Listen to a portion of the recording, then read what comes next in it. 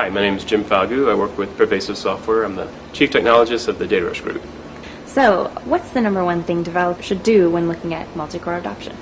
Well, really, they should think about what domain they live in. That will have a big effect on what type of solution they're going to look at. There is no one answer for multi-core in the software arena.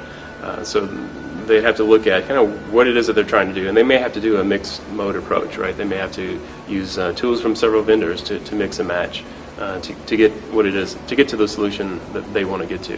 And one thing they should really consider, which isn't really thought about a lot of times when we think multi-core, we think scalability, we think software, how's it going to take advantage of it, we think performance, runtime performance, how can I make it run faster.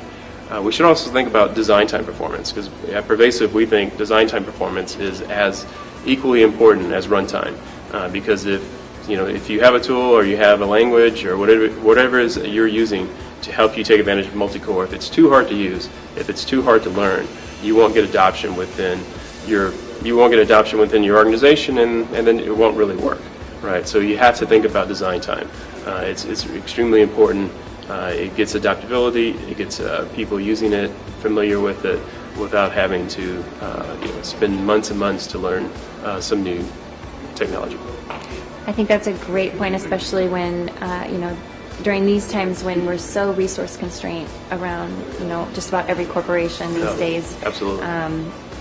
Ease of use of a tool is huge. How would you suggest a developer go out and gauge the ease of use of the different tools that are available?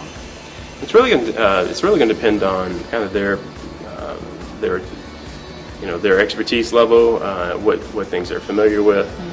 For DataRush, we picked Java as our implementation language because we felt like with a wide adoption of Java throughout the business world, that it would be easy for developers to pick up DataRush and utilize its APIs, which are all developed in Java.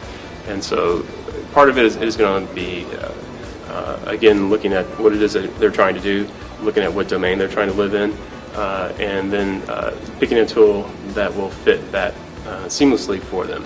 If they're Java developers, something like DataRush, they could walk in and within a week or so be up to speed and be actually writing code that's scalable, that's high performant, that can crunch through massive amounts of data.